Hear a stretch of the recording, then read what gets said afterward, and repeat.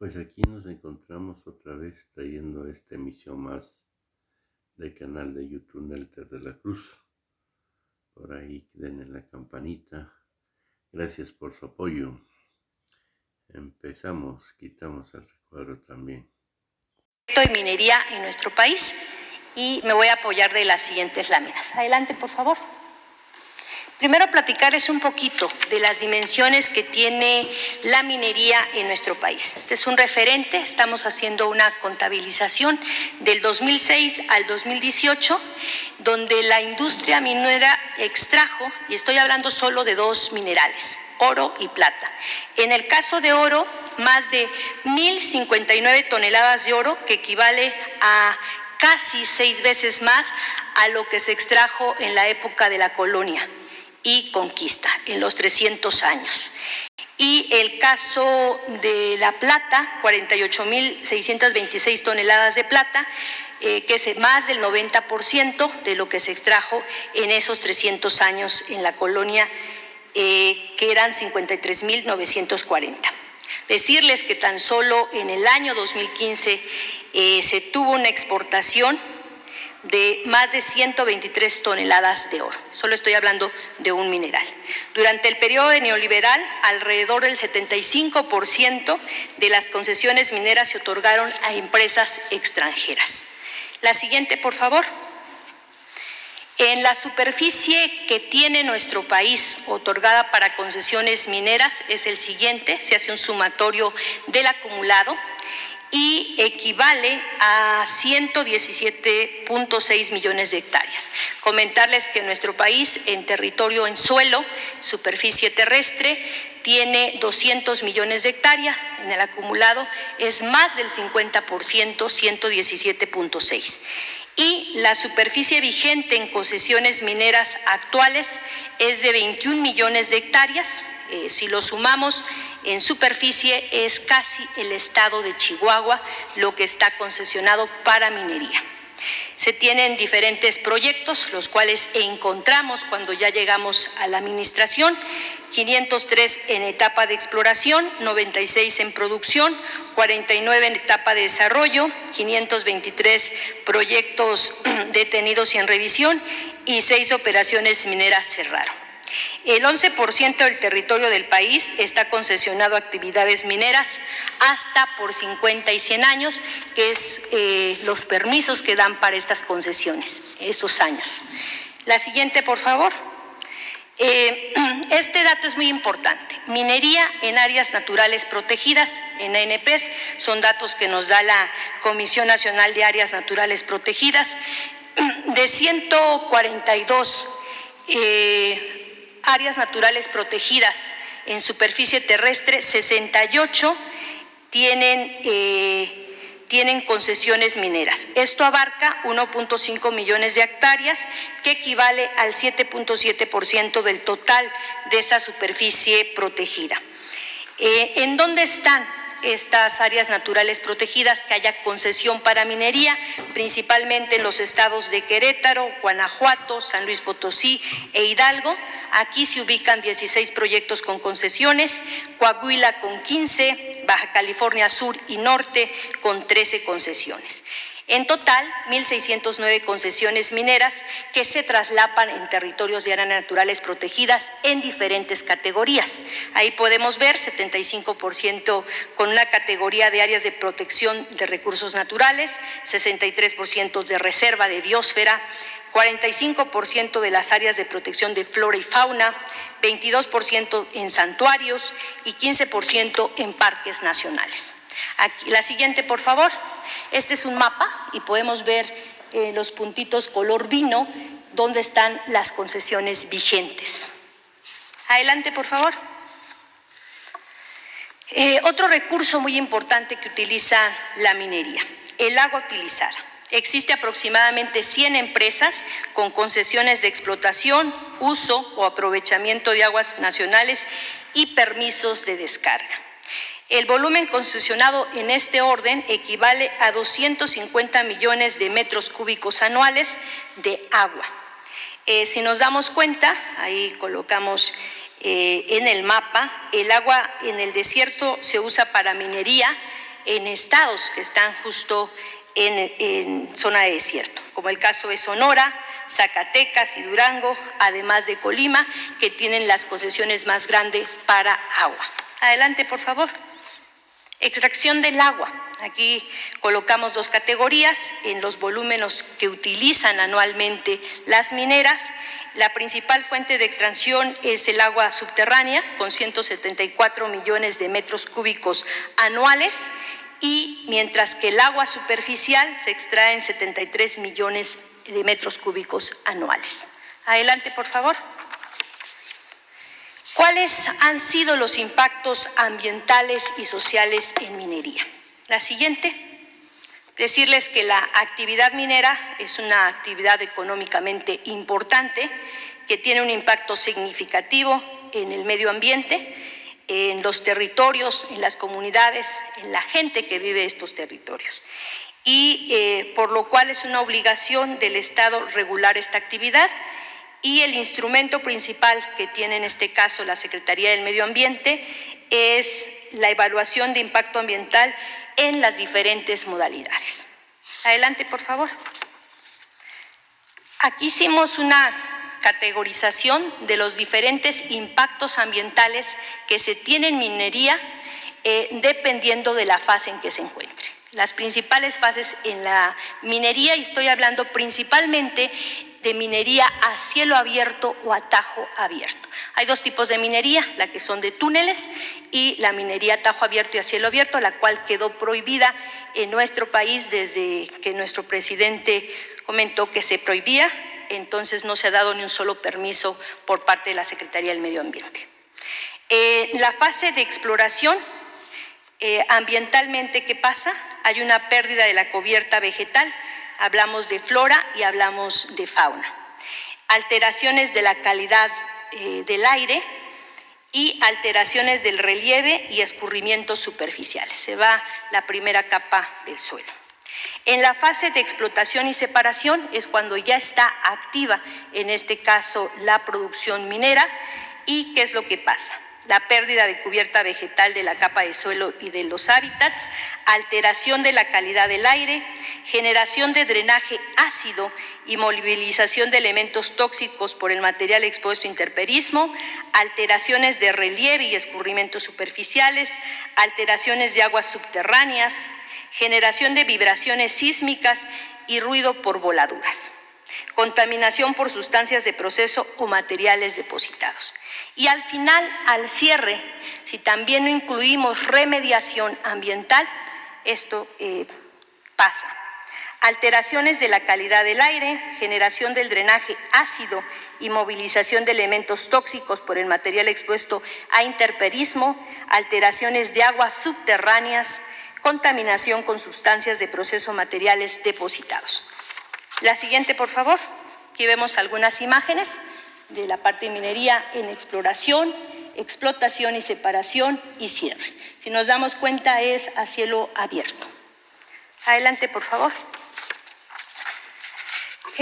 Hablar un poco de minería también es hablar un poco de desigualdad social. Ponemos un ejemplo, el caso del municipio de Mazapil, que principalmente se dedica a minería. Recordar que el estado de Zacatecas es el estado con mayor migración a Estados Unidos, y vemos ahí en el gráfico donde Mazapil es el segundo municipio con mayor pobreza en el estado de Zacatecas, pese que ahí se encuentran dos mineras muy importantes. La principal actividad es minería, y ahí colocamos cuáles son de los minerales que se extraen, principalmente oro, plata, plomo, zinc y otros.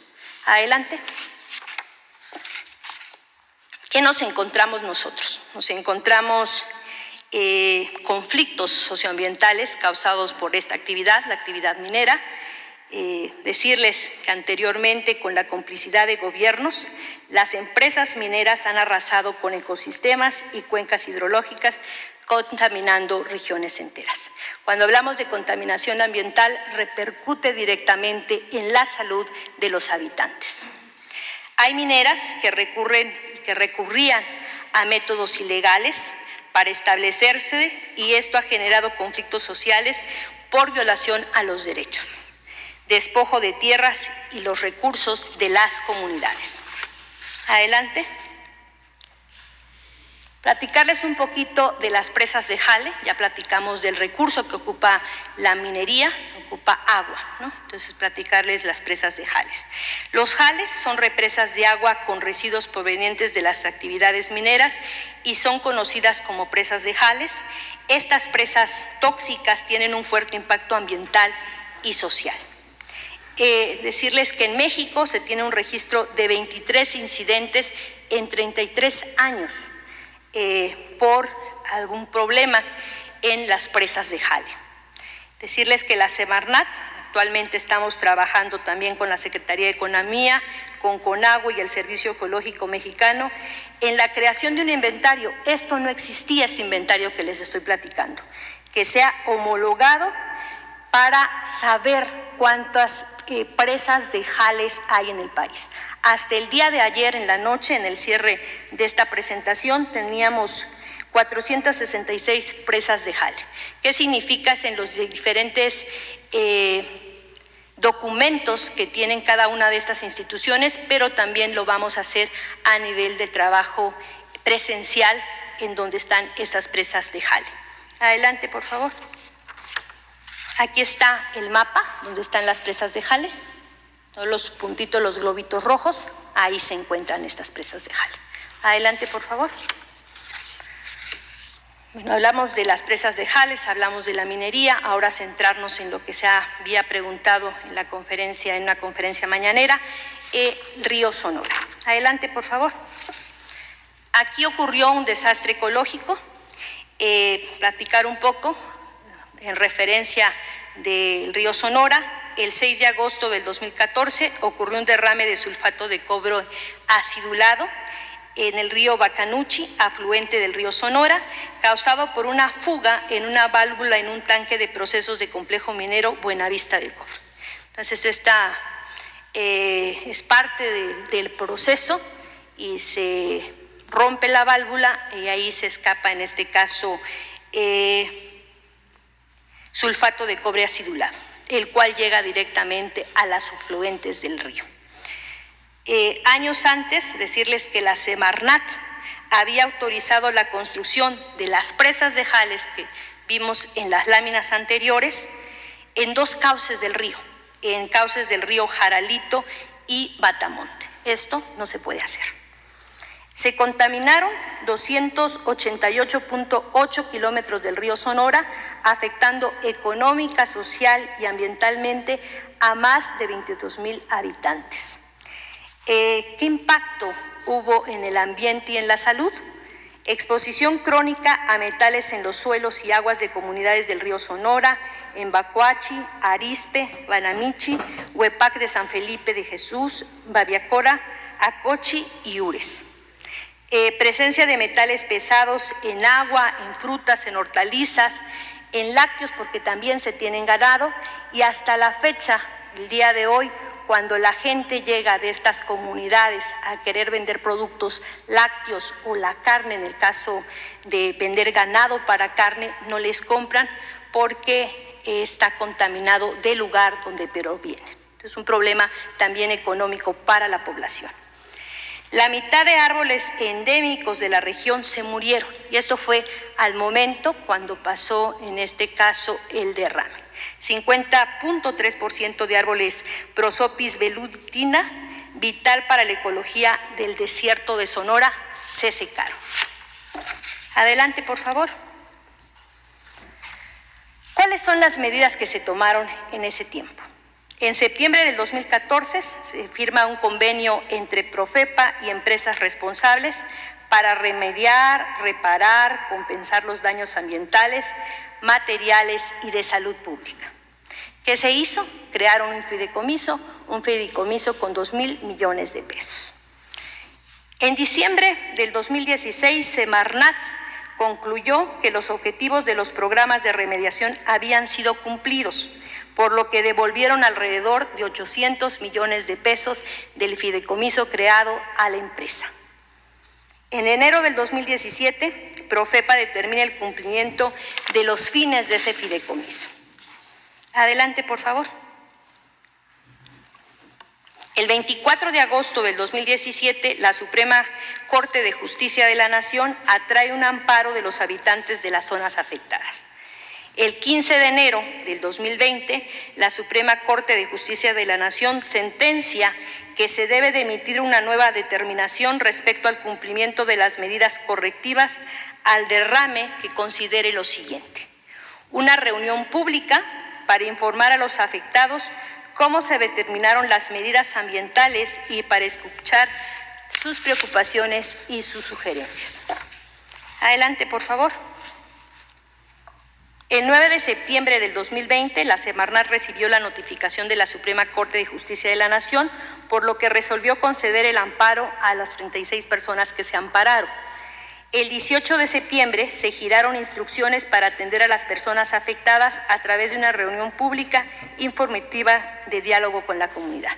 Decirles que esa se estuvo retrasando por las cuestiones del semáforo que tenía Sonora, hasta que se va a llevar a cabo esta reunión pública el 22 y el 23 de mayo de este mes en el Museo Regional de Ures. Adelante, por favor. ¿Cuáles son las acciones que vamos a seguir por parte de Semarnat?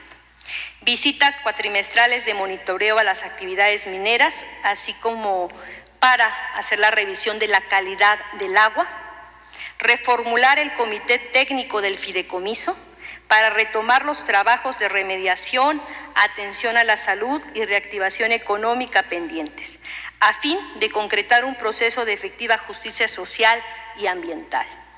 Verificar y retomar el ejercicio de recursos devueltos a la empresa al determinar la conclusión de los trabajos de remediación.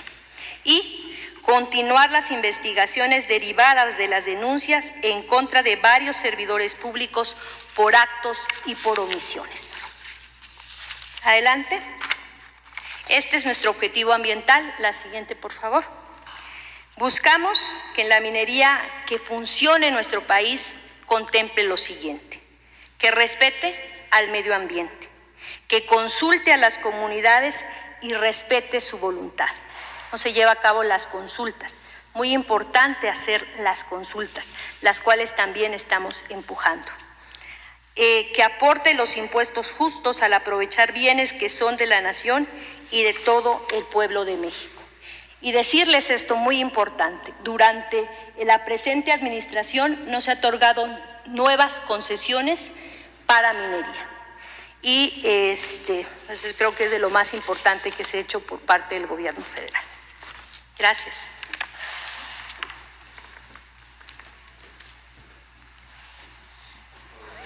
Sí, sobre el tema, tú fuiste el que preguntaste eso la vez pasada.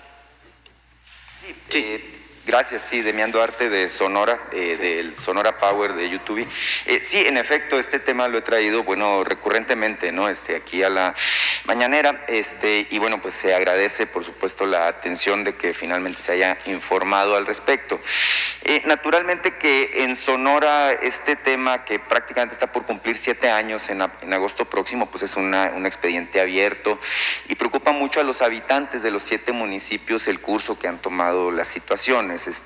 Sorprende, por supuesto, esto que informa la secretaria Albores, de que se hayan regresado 800 millones de pesos a la compañía Grupo México, que es la responsable, cuando es evidente para los habitantes de la región que no se resolvieron absolutamente ninguno de los problemas que provocó este derrame. No fueron 40,000 metros cúbicos, válgame pues, de cobre acidulado, los que se derramaron sobre el cauce del río Sonora, y esto trajo un enorme impacto en la salud de los habitantes. Había un compromiso de establecer una clínica especializada en Ures, nunca se estableció.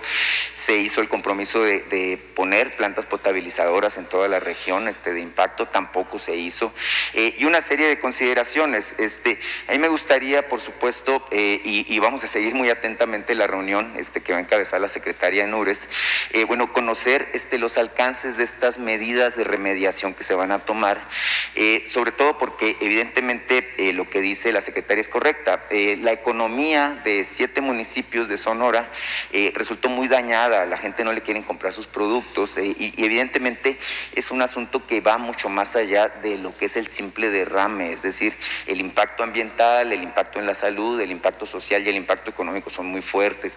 Entonces, no sé si pueda ir más a profundidad la secretaria o si usted, señor presidente, puede hacer un compromiso con los habitantes de la región de que estas medidas van a ir en serio y van a ir a fondo. Le tengo otra pregunta al respecto.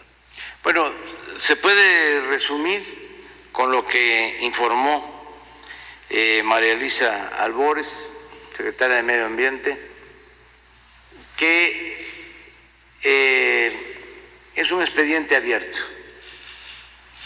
y que ya en unos días más se va a llevar a cabo esta reunión en URES para reiniciar, como lo ordena la Suprema Corte, con toda la investigación y lo más importante, que se tomen medidas para remediar los daños que se causaron. Entonces, eso es lo que le puedo decir a la gente de Sonora que fue afectada por este derrame. Entonces, vamos hacia adelante. Ya María Luisa tiene este encargo y vamos a estar informando periódicamente. Muchas gracias. Respecto al sector minero, usted sabe, señor presidente, Sonora pues es el estado de más impacto en la minería a nivel nacional y nosotros tenemos, bueno, la ventaja, pero también el problema, ¿no? Presente en el estado de una muy fuerte minería. En los últimos años hemos tenido el asunto del litio como un tema central, porque hay un debate respecto a los yacimientos que existen en mi estado, quién los va a explotar, cómo se van a explotar. Hay una concesión que reúne alrededor de 6 yacimientos de litio en la región de Cucurpe. Este yacimiento lo ha estado desarrollando una compañía que se llama Bacanora Minerals. Incluso ellos ya tienen en calendario iniciar con producción a partir del próximo año para lograr extraer 17.500 toneladas de este mineral que tiene utilización, como usted sabe, en la industria automotriz, en la industria también de los electrónicos para las baterías. El asunto es que la propiedad de esta mina pues es un debate que ha profundizado y en las últimas semanas una compañía de capital chino que se llama Ganfeng Lithium, decidió en una oferta hostil que se hace en los mercados financieros adquirir la totalidad de los derechos que tienen que ver con la extracción de litio en Sonora. Están invirtiendo una cosa así como 5.500 millones de pesos para comprar la mina. La única limitante que tienen es precisamente los órganos reguladores que tiene el gobierno de México al respecto. Y bueno, esto forma parte de un debate importante porque hay una iniciativa en el Senado que habla de la necesidad de nacionalizar el litio. Yo le quiero pedir su opinión al respecto, es decir, ¿qué va a pasar con el litio de Sonora? Se había dicho de parte de la secretaria Tatiana Cloutier que no existía ninguna operación. Bueno, está demostrado que Bacanora Minerals está avanzando en el proyecto y que para el año que viene y 2023 esto pues ya sería una realidad. Sí, muchas gracias. Sí, acerca del litio, vamos a tener ya un diagnóstico y una propuesta pronto con la visita del presidente de Bolivia, Luis Arce. Se acordó que por la experiencia que ellos tienen en la explotación de este mineral, que nos ayudaran para analizar qué es lo más conveniente para la nación, qué es lo que más conviene. Ellos tienen ya experiencia en la explotación de litio. y se le encargó a Tatiana Cloutier, secretaria de Economía, establecer comunicación con el gobierno de Bolivia. Ellos aceptaron ayudar.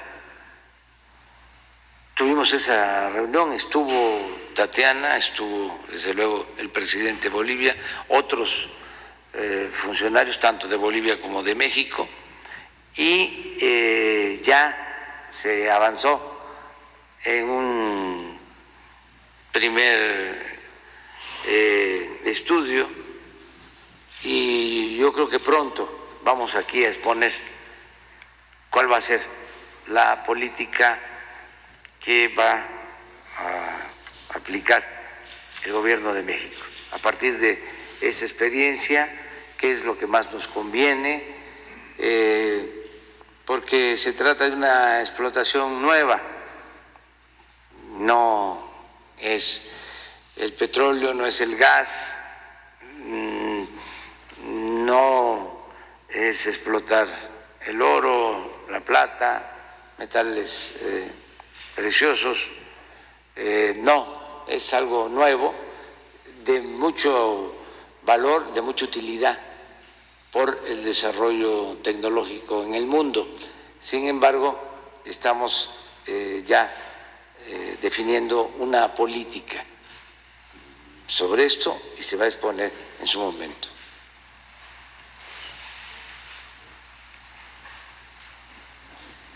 Gracias. Buenos días, señor presidente. Buenos días, secretaria. Diego Elías Cedillo, de Tabasco Hoy, Campeche Hoy, Quintana Roo y Diario Basta en la Ciudad de México.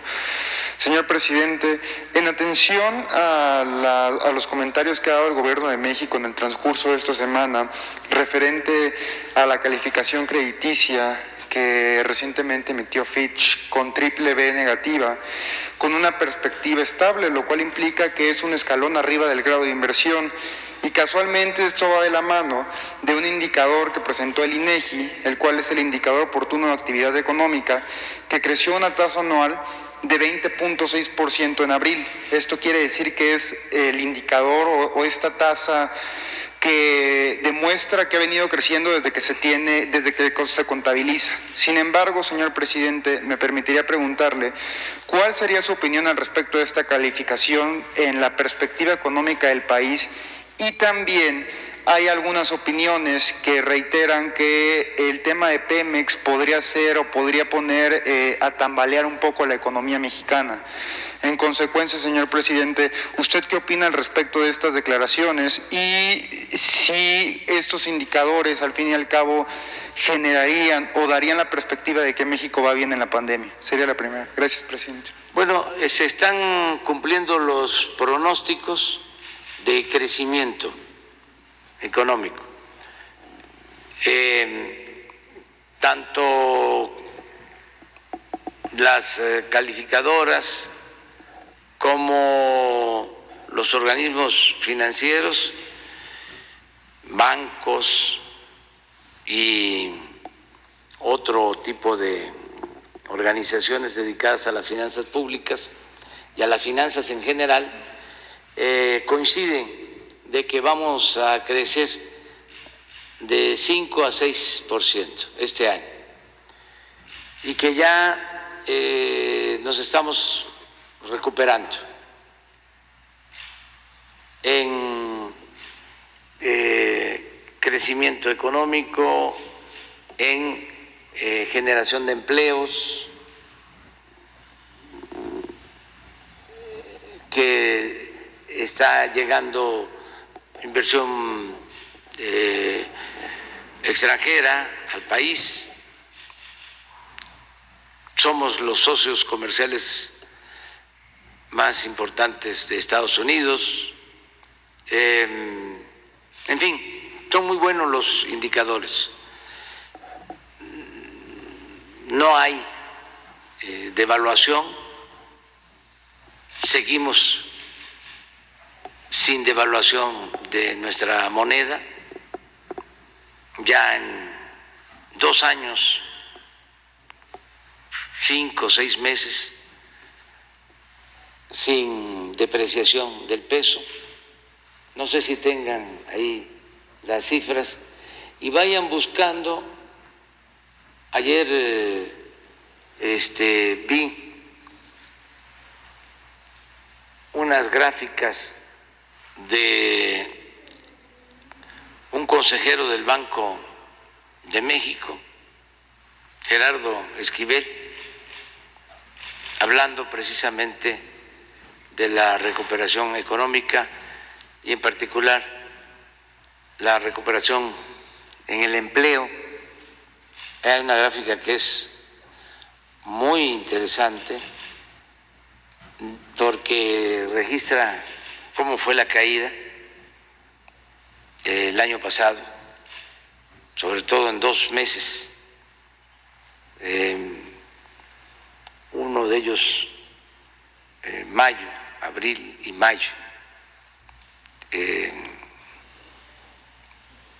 se cayó por completo el empleo formal e informal, se paró la economía.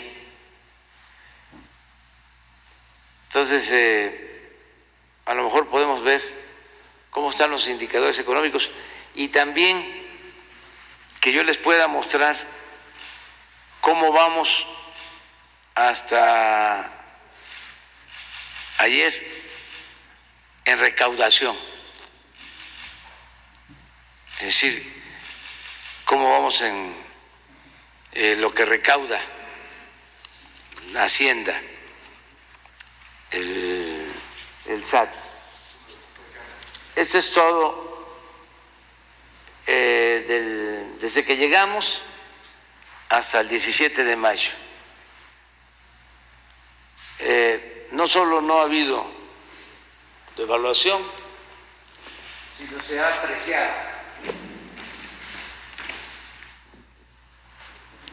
el peso.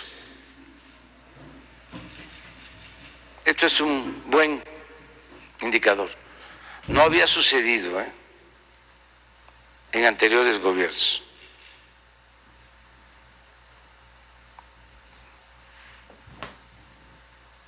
Y no lo hago para cucar a los adversarios, sino es la realidad. A ver si está lo de Ricardo Esquivel. Gerardo. Porque él es consejero del Banco de México. Mire, esto es lo que pasó, esto es lo que él dice. La recuperación que se ha observado en el empleo formal es de todo tipo de trabajo, permanente y eventual. Aquí lo pueden ver. Si lo que más cayó durante la crisis fue el trabajo eventual, evidentemente este es el tipo de trabajo que más se recuperará. Es lógico. Y aquí está el empleo total, cómo se cae.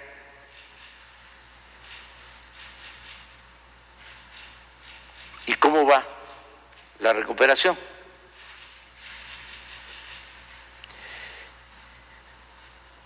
En naranja, estos son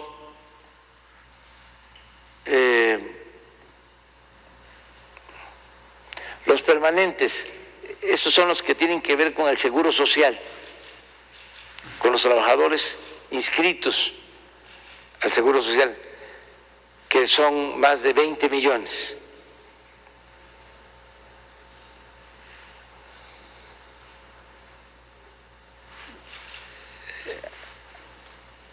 Aquí teníamos 20.500.000 aproximadamente.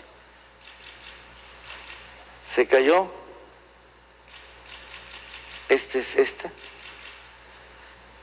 perdimos como 1 millón.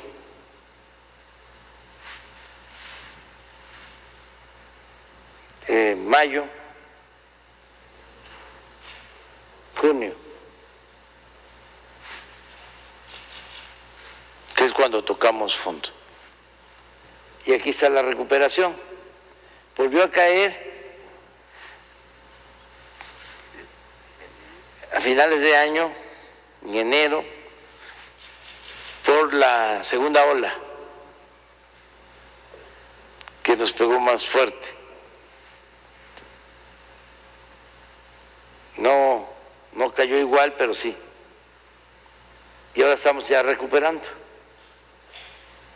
Y como tiene mucho peso la economía informal en nuestro país, este es el empleo informal. Este se vino, se desplomó. Aquí sí no fue 1 millón, pero fueron muchos más.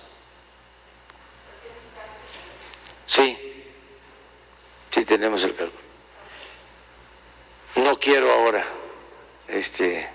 no me puedo equivocar, porque imagínense que me equivoque. Mañana es 8 columnas en todos los periódicos. Prefiero mañana darles el dato exacto. Y esto es lo que pasó. Aquí también volvió por lo mismo, por la segunda ola, pero ya es muy ilustrativo, porque es el empleo.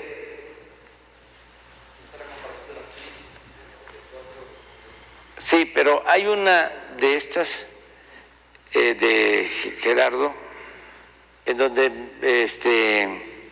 también la gráfica muestra cuándo fueron los meses.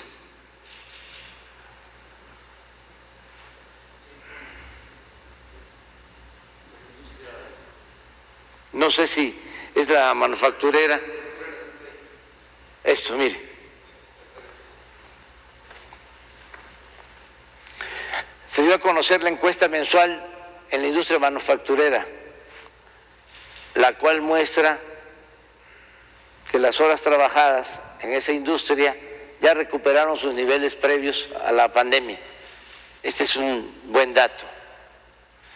Pero miren esto.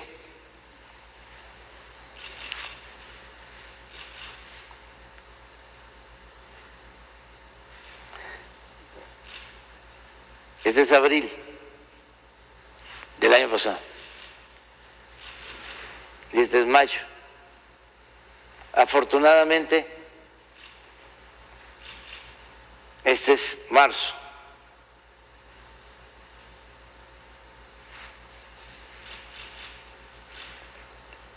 Entonces, económicamente vamos recuperándonos.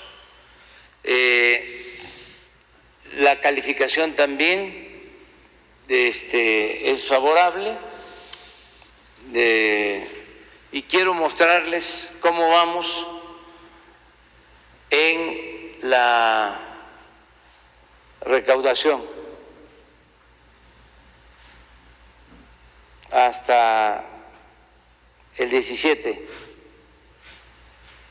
Miren.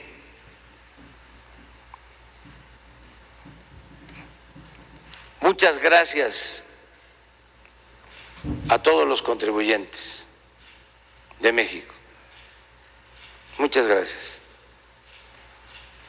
Porque eso es lo que nos permite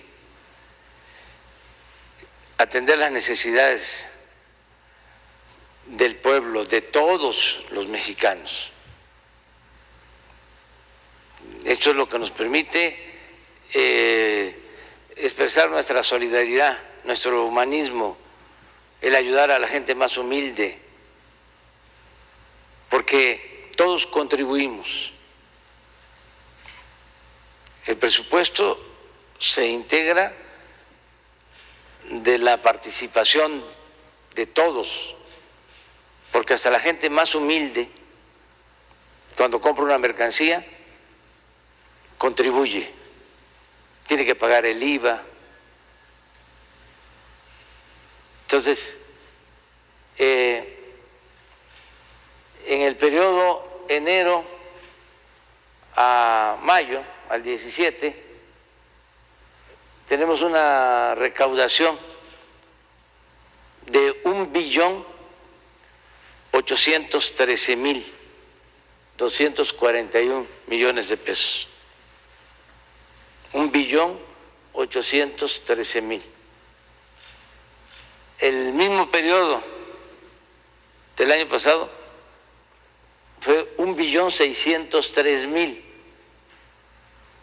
Estamos hablando de más de 200.000 millones. En términos cuantitativos, el incremento real es del 8.2%. Y en lo que tiene que ver con impuestos, ingresos tributarios, de 1.327.000.000 pasamos a 1.508.000.000. Aquí más de 150.000 millones de pesos. 8.8 en términos reales. Estamos por encima de lo que se estimó recaudar en la ley de ingresos. Y aquí está, por ejemplo, el impuesto sobre la renta, 7.4. El IVA, 16.7. Esto tiene que ver con el crecimiento económico, porque es más consumo.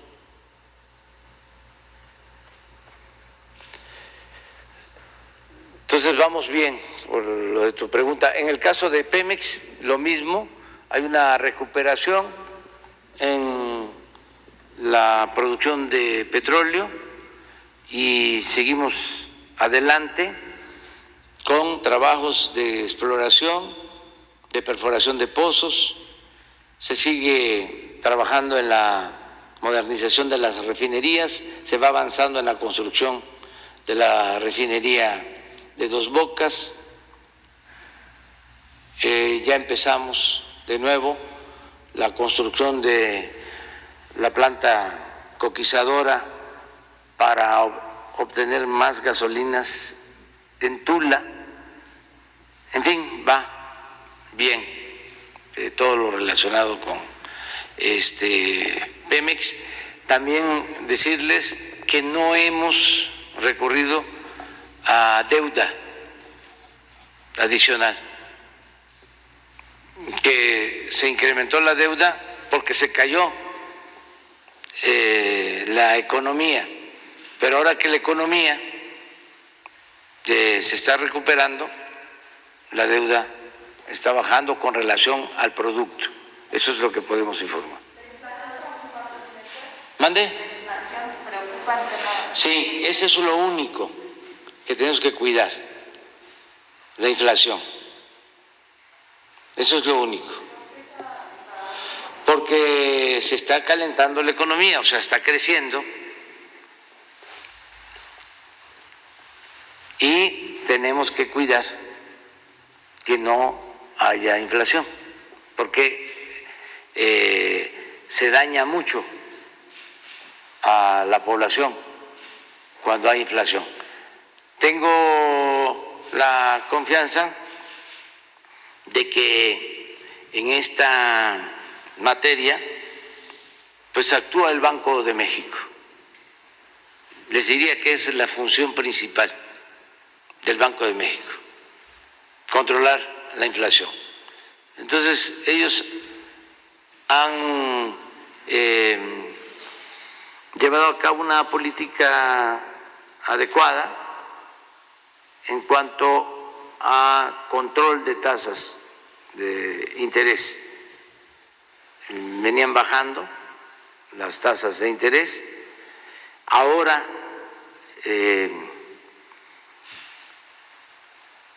previendo que pueda haber un incremento en inflación, ya no se bajó la tasa de interés. Entonces, están actuando bien, y tenemos confianza de que vamos a seguir manteniendo equilibrios macroeconómicos y al mismo tiempo impulsando el desarrollo y el bienestar del pueblo. Presidente, una de las preocupaciones, aunado a lo que comentaba Sara, una de las preocupaciones más importantes que tienen la gente crítica al gobierno es la autonomía del Banco de México. Aprovechando esta coyuntura, ¿usted garantizaría que esta autonomía se va a respetar en todo su gobierno? Siempre la hemos respetado. Es que nuestros adversarios vuelan, imaginan cosas e inventan. ¿Se acuerdan cómo infundían miedo?